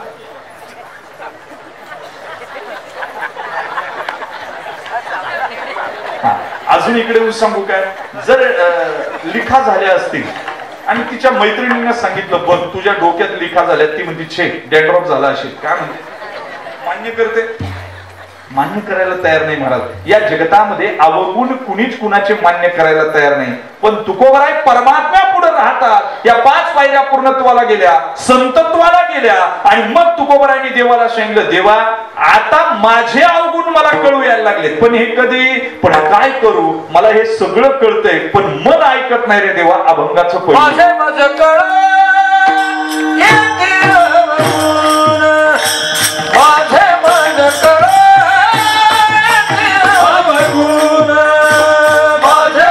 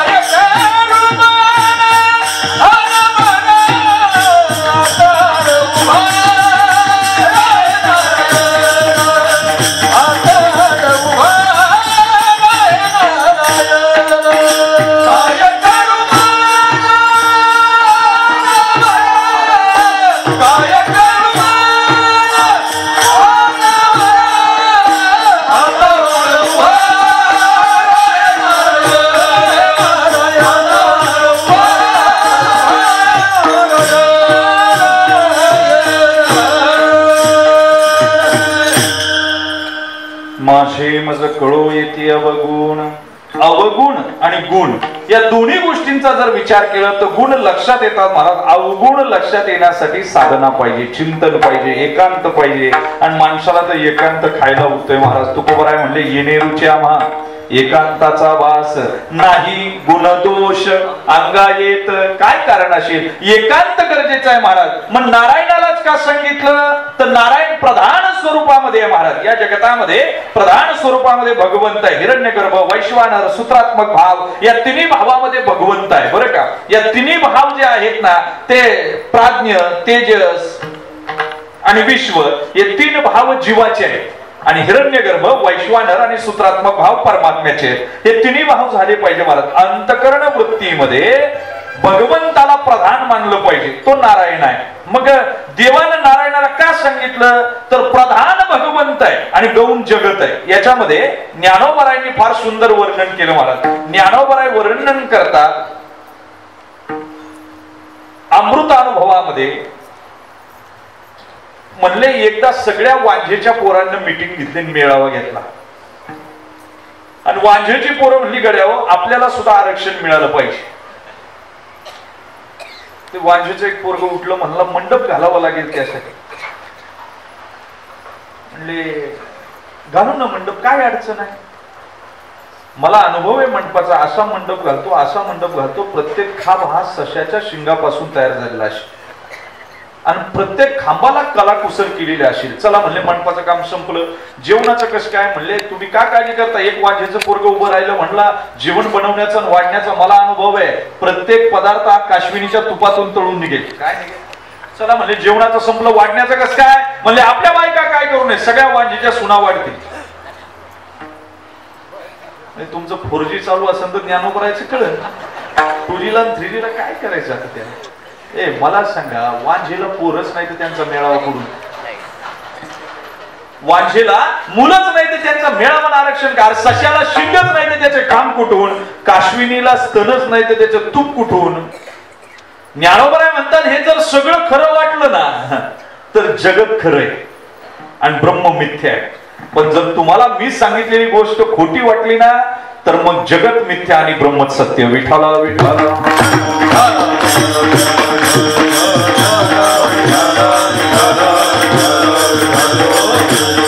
माणसाचं मन फार चंचल आहे दादा. मन एवं मनुष्यानाम कारण मंद मोक्षयो. मनाचा विचार केला पाहिजे. माणसानं देवाला सुद्धा फसवलं एका बाईच्या मनानं. किती आहे महाराज मला सांगा. कौसल्याचा राम ज्यावेळी वनवासाला निघतो त्यावेळी कौसल्या रडते. राम म्हणतो का काळजी करते आई, मी जाईल ना व्यवस्थित. आज काय पहिल्यांदा रानात चाललोय का, मी जाईल ना, येईल ना परत व्यवस्थित. कौशल्या म्हणते नाही रे मी त्यासाठी रडत नाही. माझ्या बापानं मोठं घर म्हणून मला दिलं दशरथाचं. दशरथाची पत्नी म्हणून मी झाले. पण दशरथानं माझ्यावर प्रेम केलं कुठं. अनेक सवती आणून ठेवल्या. म्हणजे ती सगळं रडगाणं गाते बरं का रामापाशी. मोठं घर म्हणून माझ्या बापानं दिलं, सगळ्या सवती आणून ठेवल्या. दशरथानं माझ्यावर कधी प्रेम केलंच नाही राजांनी.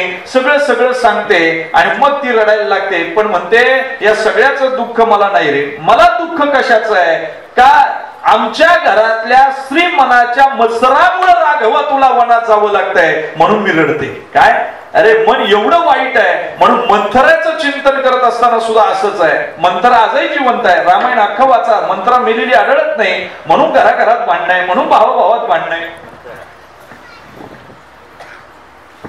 अवघड आहे. मंथरा जिवंत आहे अजूनही. खऱ्या अर्थानं जर विचार केला माणसाचं मन पार पाय. मन एवं मनुष्याना कारण बंद मोक्ष यो.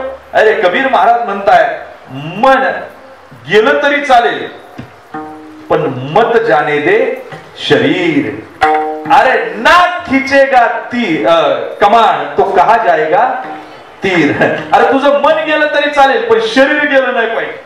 पण दुर्दैव महाराज माणसाचं मन एवढं वाईट आहे, एवढं वाईट आहे. डोळे मनाला सांगतात आता भोग पुढे आला म्हणून मन जात भोगून येते. ते बुद्धीला सांगतच नाही. हे दुर्दैव आहे. विठाला विठाला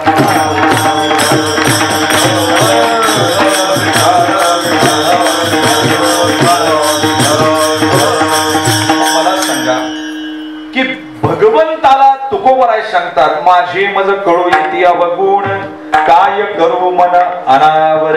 मला सांगा अवगुण सुद्धा जीन्स न सुद्धा येतात बरं का.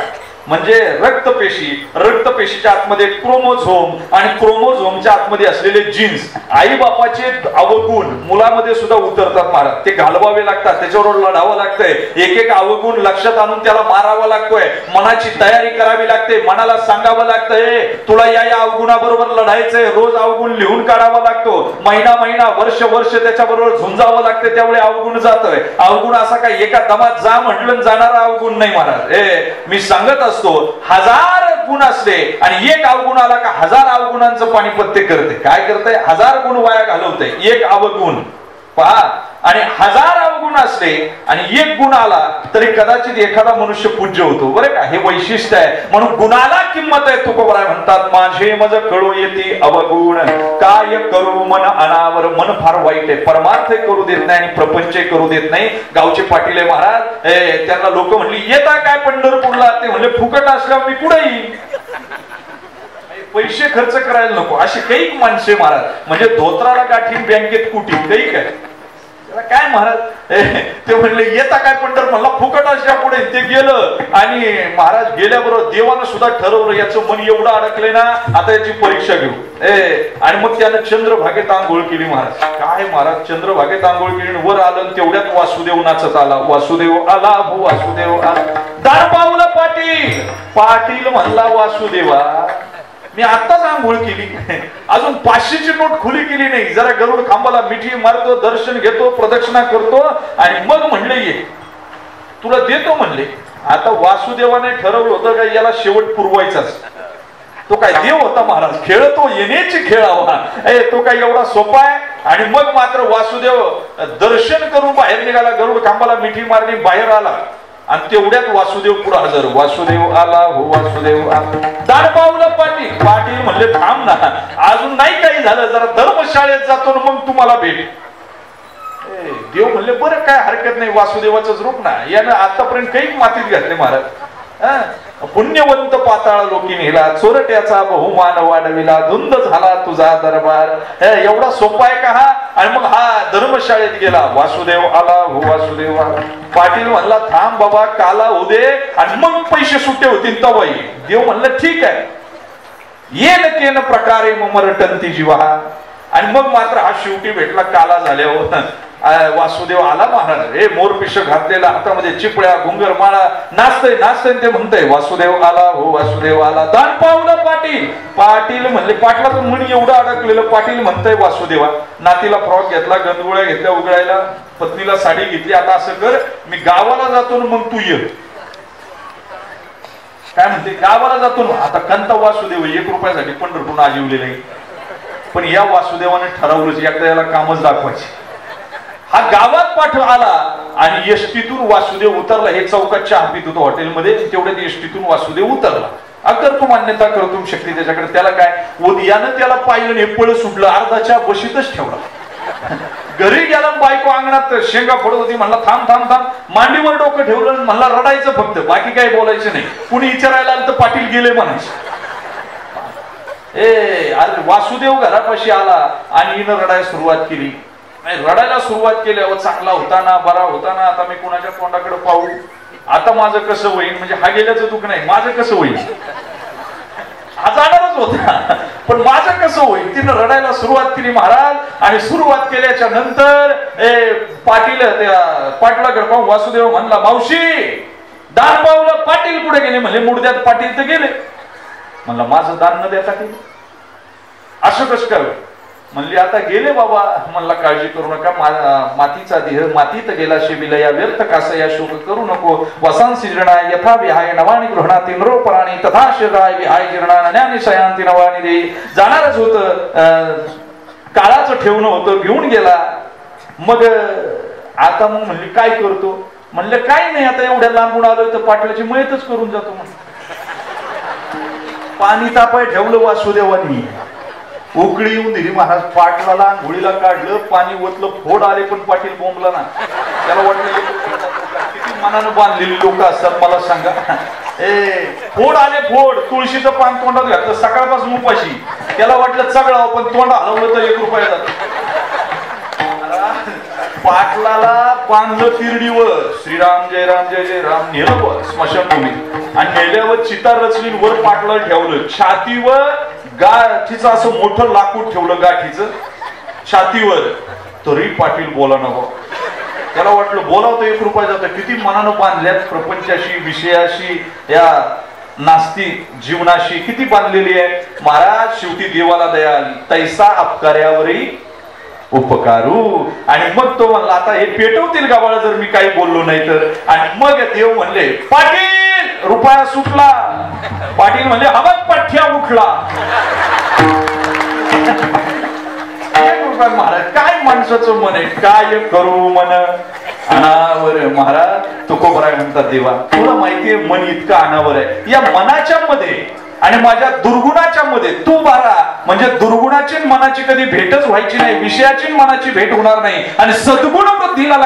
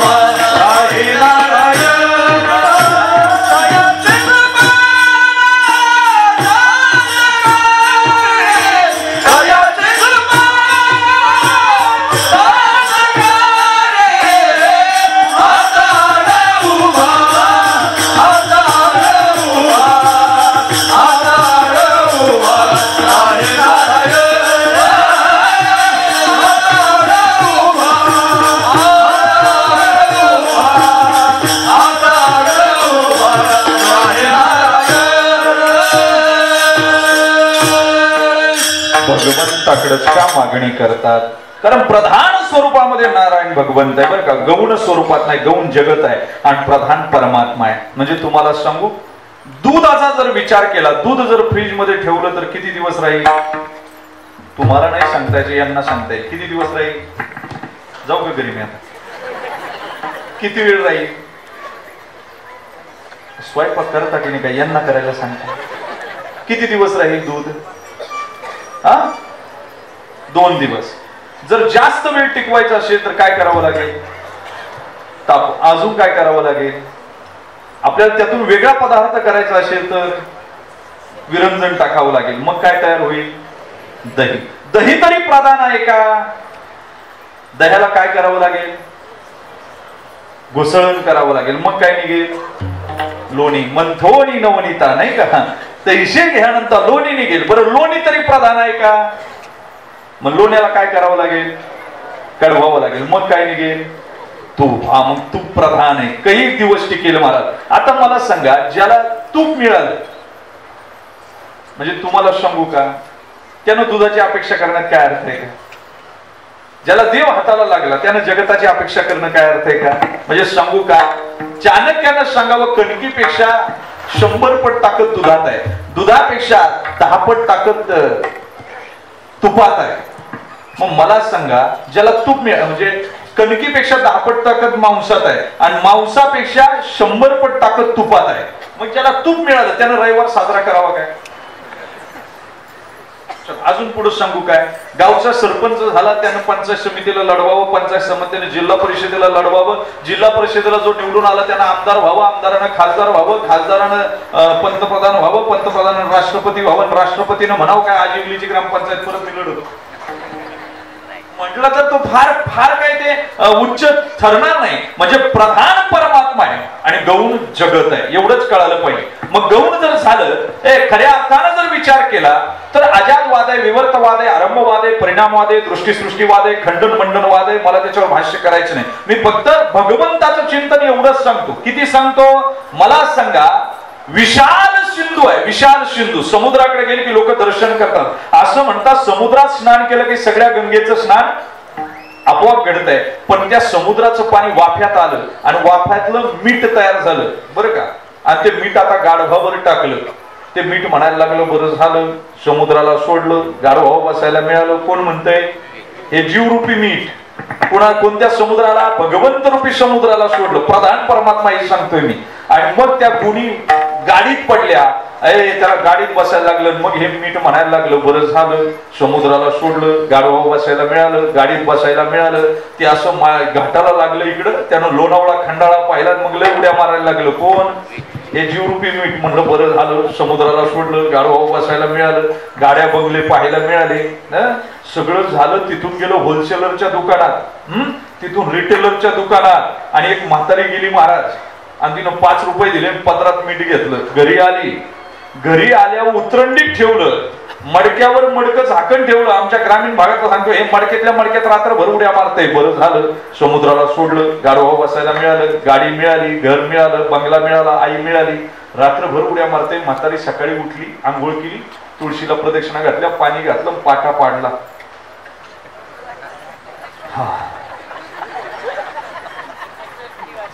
गेली, मुठभर मीठ आणून ठेवलं, त्याच्या शेजारी मिरची आणून ठेवली.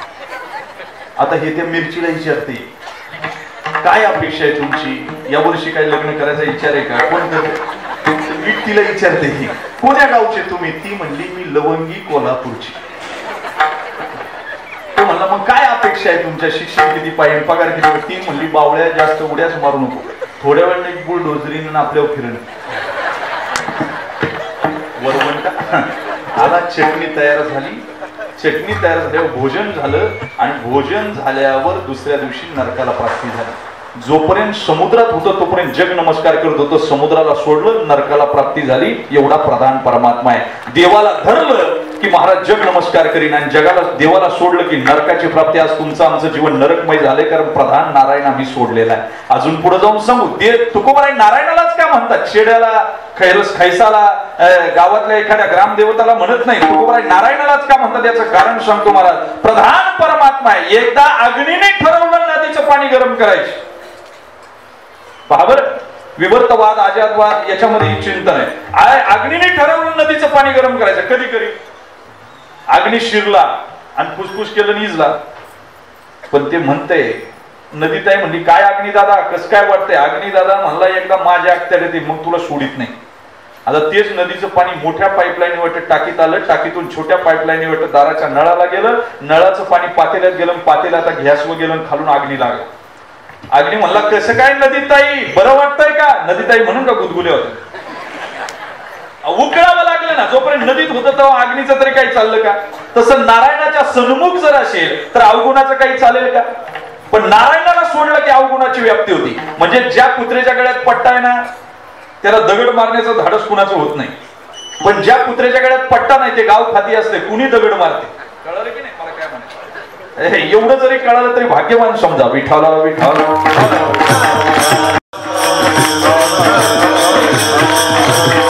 एवढं वाईट आहे जीवन. वाचेनं वदन सोपं आहे पण करणं कठीण आहे ना महाराज. म्हणजे तुम्हाला सांगू का अर्जुनाला सुद्धा कळालं महाराज.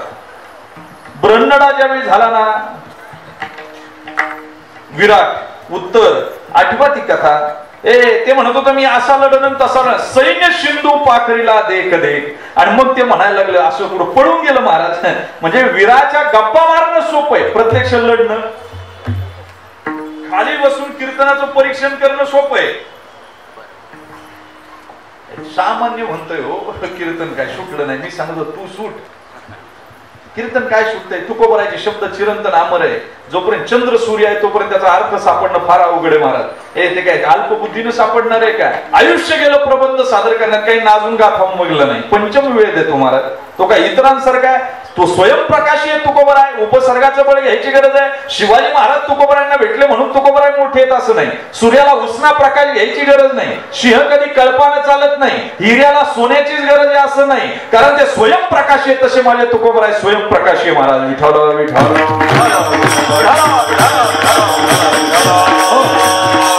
मला सांगा, वाचेनं बोलणं सोपं आहे बरं. अनंत वाचाळ आहेत काही मंडळी, अनंत वाचाळ आहेत. एवढी वाचाळ आहे म्हणजे एक सावकाराकडे पैसे मागवायला बापानं पाठवलं पोराला, आणि ते गेलं सावकाराकडे जिना चढून वर गेलं, आणि ते सावकार पूजा करीत होते. आणि पूजा करीत असल्यावर महाराज त्यानं पाहिलं. पाहिल्याच्या नंतर त्यानं विचारलं, हसायला लागलं. हसायला लागल्यावर सावकारानं सांगितलं, का हसतो रे? का संशयावनी थोर, अनेक नाही पाप घोर, विनाशा शिवा घोर प्राणियाशी. महाराज ते म्हणलं काही नाही सावकार. नाही म्हणले का असला सांग. ते म्हणलं सावकार मी जिन्यानं वर आलो, जिना इतका अरुंद होता, माझ्या लक्षात आलं का तुम्ही मेल्यावर तुम्हाला बाहेर कसं काढायचं. आता काय गरज होती का? अनंत वाचाळ. अशी लय वाचाळ असतात महाराज. काय त्यानं म्हणलं पैसे मागायला आतमध्ये ठेवलं, आणि तेवढे त्याचा दुसरा भाऊ शोधित आला. अजून भाऊ का आला नाही. ते म्हणते काय तुझ्या बापानं शिकवलं रे? ते म्हणतोय मेलं तर बाहेर कसं काढायचं. म्हणलं सावकार त्याला घरात कोण काय विचारतंय? माझ्याशिवाय पान हलत नाही. म्हणला त्याला काय अक्कल आहे? उद्या सावकार मेला असते तर बाहेर काय काढायचे? काय चिंता करायची? कुऱ्हाडीने तोडून बाहेर काढला असतं. तिसरा भाऊ आला. ते म्हणते पहिलं आलं नाही, दुसरं आलं नाही. तो सावकार म्हणतो पहिलं म्हणते बाहेर कसं काढायचं, दुसरं म्हणते कुणा. म्हणला सावकार त्या दोघांना अक्कल नाही. एवढं टेन्शन घ्यायचं काय कारण आहे? उद्या जर सावकार मेले तर इथंच माडी सहित पिटून देऊ म्हणे. काय महाराज अनंत वाचाळ. मग वाचन बोलणं सोपे, पण करणी करता तीर कापे. परमार्थ काय सुळावरची पोळे, एवढं सोपं आहे. मग तुकोबराय म्हणतात, मी म्हणतोय पण ते सोपं नाही. वाचावदे परी करणे कठीण, इंद्रियाधीन झालो देवा, पांगुळ झालो देवा, नाही हात ना पाय, पैसलो जयावरे सैराट ते जा. अरे किती इंद्रियांनी त्रास दिला महाराज. म्हणजे स्थूल देह, त्याच्यामध्ये सूक्ष्म देह, सूक्ष्म देह 16 तत्वाचा, पंच ज्ञानेंद्रिय, पंच कर्म इंद्रिय, पंच प्राण, 16व मन, त्यालाच अंतकरण म्हणा, त्याला चित्त म्हणा, आणि त्याच्यावर ही इंद्रिय बसली, आणि ते मन हिन तिकडे जाते. इंद्रियाधीन झालो देवा.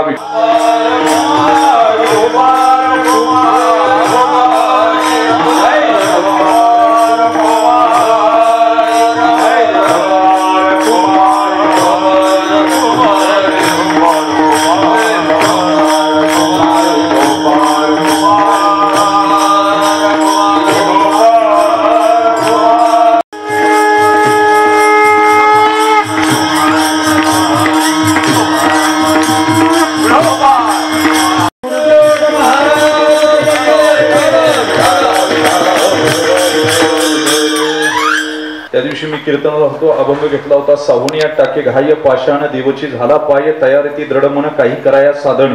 51 वर्ष होतं, आणि इतका समाज होता महाराज अथांग. ते एक जण पुढचे उठले. मला वाटलं डायबिटीज असेल, जायचं असेल. उठतात लोक वेळ झाल्यावर. ते मागं गेलं आणि त्यानं दगड उचलला. मी तर म्हटलं आता नाही येणे जाणे, सहज खुंटले बोलणे. मी म्हटलं आता एकदाच घरचे सगळे आठवून घेतले, कारण महिनाभर मी घरी नव्हतो, असंच पळत होतो. मी फार सावध होतो महाराज. म्हणलं यानं दगड मारला की खाली बसायचं टाळकरी, मेला तर मेला. ड्रायव्हरला सांगितलं गाडी फिरून गेले का, परत नाही यायचं इकडे. पण ते दगड मारणार सारखं इकडे जायचं तिकडे जायचं. मला विक्षेप व्हायला लागला. मी म्हणलो तात्या कुणाला? म्हणला तुम्हाला नाही, तुम्हाला नाही, तुमचं चालू द्या. आता माझा सायकोलॉजी होता, म्हणजे माझ्या लक्षात आलं माझ्याबरोबर बोललं म्हणजे मला मारत नसते. त्याला जर मारायचं असतं तर बोललं नसतं ना. त्याला म्हटलं कुणाला? म्हणलं तुम्हाला नाही, तुम्हाला नाही, तुमचं चालू द्या. तुमच्या सारख्यांना इकडे आणतंय कोण? लोकांना फार त्रास. 5-10 मिनिटं पुढे गेली ना ते दुसऱ्याला टुचिते. अरे ते कीर्तनात बसला का खळ प्रवृत्तीना? का कळत नाही मला. कुचिराच्या जातीचा घरामध्ये माकडासारखा नाचतो त्यावेळी चालतं. मग कीर्तनाला 10 मिनिटं पुढे नीट बसता येत नाही. किती दुर्दैव आहे. ते दुसऱ्याला टुचित राहते, घड्याळ दाखवित राहते, मांडी मारत राहते. दास रामकृष्ण परमहंस दास महाराज, श्रीकृष्ण आपले पती आहे आणि आपण त्यांची पत्नी, असं जीवन जगलं. पत्नी भाव चालू झाला, मासिक धर्म चालू झाला, याला दास म्हणावं. अरे पत्नी अजून पुढे मानधनचे गुलाम महाराज, आणि याच्याही पलीकडे एकच दास इतिहासाचा सांगतो. तुकोबराय दासच आहे महाराज, हे ज्ञानोबराय दासच आहे, संत दास आहेत परमात्म्याचे. पण तुम्हाला सांगू, दास्यत्व निकट हनुमंते पै केले तेही दास आहे. पण दास मी सांगतो, तुझा जसा आहे तसा दास हे स्वीकारावा लागेल. पण दास सुद्धा महाराज परमात्म्यावर अंकुश ठेवून असतो, त्या धन्यावर अंकुश ठेवून असतो. एकच इतिहासातलं उदाहरण सांगतो, शिवेला विराम देतो. काय असेल, ज्यावेळी सिद्धी जवारानं वेढा घातला, सिद्धी जवारानं वेढा घातला, अरे मुंगीनं आतमध्ये जावं आणि पाण्यानं बाहेर निघावं, एवढा वेढा कडक आहे. मासाहेब सांगतात, सेनापती तुमच्या तलवारी वांज झाल्या की काय आम्हाला सांगा, आम्ही जातो महाराजांना घेऊन येतो. मासाहेब सायंकाळपर्यंत महाराज तुमच्या पुढे हजर राहतील. पण सेनापतींना महाराजांना आणता आलं नाही. शेवटी बहिरची नायकांना खबर आणली, महाराज तुमच्यासारखा हुबेहूब दिसणारा या महाराष्ट्रामध्ये असा एक माणूस आहे. काय नाव त्याचं? शिवाकाशी. बोलवणं धाडा. अरे शिवाकाशी आला. शिवाकाशीत आल्याबरोबर महाराजांकडे पाहू लागला. महाराज निहाळू लागले, शिवा तुम्ही आमच्यासारखे दिसता असं लोक म्हणतात. बैजी सरकार म्हणतात. लोक आलो, आतमध्ये गेले, जिरेटोप घातला, अर्ध चंद्राकृती गंड लावला, कवड्याच्या माळा घातल्या, कमरेला तलवार खोचली आणि राजांच्या पुढे येऊन उभे राहिले. पाणीदार डोळे, अर्ध चंद्राकृती गंड. राजांच्या डोळ्यात डोळे घालून पाहू लागले. राजांना कळेना. अरे माझं स्वरूप आरशात पाहतोय की काय, हे राजांना कळेना. नाही ओळखलं ना धनी तुम्ही, नाही ओळखलं ना. तुम्ही ओळखलं नाही तर सिद्धी जवाहर ओळखील कसा? तुला कळालं आम्ही सिद्धी जवाहर पाठवणार. राज तुमचा श्वास सह्याद्रीचे दगड सुद्धा ओळखतात राज, तर हा शिवा काशीत ओळखील कशावरून? का राज? ए शिवा, अरे आमच्या सारीपाटावर का डाव मांडता? मरण आहे, मरण पुढं का शिवा चालला मरायला? का सारीपाटावर डाव मांडतो? राज 100 वर्ष न्हावी होऊन लोकांच्या दाड्या डोक्या करण्यापेक्षा 1 दिवसाचा शिवाजी होऊन मरण पसंत करेल. राजांच्या डोळ्याला धारा लागल्या. राजांनी सांगितलं, शिवा, अरे पालख्या सजल्या, 2 पालखी, एका पालखीत राजे, दुसऱ्या पालखीत शिवा न्हावी. पण राजे भोयांना सांगतात थांब, परत उडी मारतात, परत शिवा न्हाव्याचा हात हातात घेतात. शिवा जगलो वाचलो तर पालखीचा मान देऊ. राज जगण्यासाठी चाललोच नाही, लाख मेले तरी चालते, पण लाखाचा पोशिंदा मरता कामा नाही. राज पोशिंदा मरता कामा नाही. राजांच्या दोन्ही डोळ्याला धारा लागल्या. पालख्या विभक्त झाल्या. गेल्या तावदानं बाजूला सरकली. सिद्धी जवाहराच्या महालात गेल्या. शेजारी 7 फूट 8 इंचाचा पठाण आहे, फाजल खान, अफजल खानाचा मुलगा. सिद्धी जवाहर, घारे डोळे, वाढलेली दाढी, बलदंड शरीराचा, आणि हसतो, हे परवरदिगार खुश नशीब है हम. खूप अरे दखन का चुआ आखिर हात में आ ही गया. अरे त्यावेळी त्या डाम डौलात राजांच्या उतरला शिवा न्हावी. 1 दिवसाचा का होईना शिवाजी आहे. अरे 1 दिवसाचा का होईना राजांनी माझ्या गळ्यात जगदंबेची माळ घातलेली आहे. पाहतोय आणि सिद्धी जवाहराकडे एक पाऊल पुढे येऊ लागला. घारे डोळे फाजल खानाचे निहाळू लागले. हे शिवा नाही होऊ शकता, शिवा भूत आहे. आणि त्यानं कानाला लागला फाजल खान, अफजल आमच्या सिद्धी जवाहराच्या. खावीन हे शिवा नाही होऊ शकता, शिवा न्हावी भूत आहे. रामखोर, ओ भूत है तो हम कहा कम है, हम भी भूत है. अरे पगले आ गया, नाक रगड़ते सिवा आ गया. त्यावेळेस सांगितलं खावीद नहीं, ये सिवा नहीं हो सकता. कृष्णाजी भास्कर ने जब वार किया था, हमारे अब्बा जान को धोखा हुआ, तब वो निशानी होगी तो ये शिवा, नहीं तो शिवा नहीं हो सकता. जिरेटोप काढला गेला. केस बाजूला झाली. अरे शिवा न्हाव्याचा केसांतला टोप बाजूला काढला, केस बाजूला झाली आणि निशाणी कुठे दिसेना. 7 फूट 3 इंचाचा पठाण उंच उडाला आणि तलवार सळसळली नागिनी सारखी. मानेवर वार झाला सरसप. रक्ताची चिळकांडी उडाली. मानेवर वार, पोटावर वार, छातीवर वार, रक्ताच्या थारोळ्या शिवा न्हावी पडला. पापण्यांची उघडझाप झाली, ओठांची फुरफुर झाली, श्वासाची गती वाढली आणि श्वासाची गती वाढल्याबरोबर माती उंच उडाली. शिवा न्हावी त्या मातीला सांगत होता, जा माझ्या राजाला जाऊ सांग, शिवा न्हावी मातीत मेला. अरे नुसता मातीत मेला नाही तर मातीसाठी मेला. कारण मातीत मरणारे कैक असतात, पण मातीसाठी मरणारे, धन्यासाठी मरणारे दास असतात. राजा शिवा न्हावी तुझा दास होता. आणि म्हणून जसा आहे तसा तुला स्वीकारावं लागेल, मेलेला अथवा जिवंत. पण या मातीसाठी गेलो रे. राजांना सांग, त्या मातीला सांगतो तुकोबराय सुद्धा त्याच अनुषंगाने सांगतात, तुझा जसा आहे तसा दास आहे, तुला स्वीकारावं लागेल. तुका म्हणे तुझा जैसा तैसा दास, तुका म्हणे तुझा जैसा तैसा दास, म्हणे तुझा जैसा तैसा दास, म्हणे तुझा जैसा तैसा दास, तुका म्हणे तुझा जैसा तैसा दास, तुका म्हणे तुझा जैसा तैसा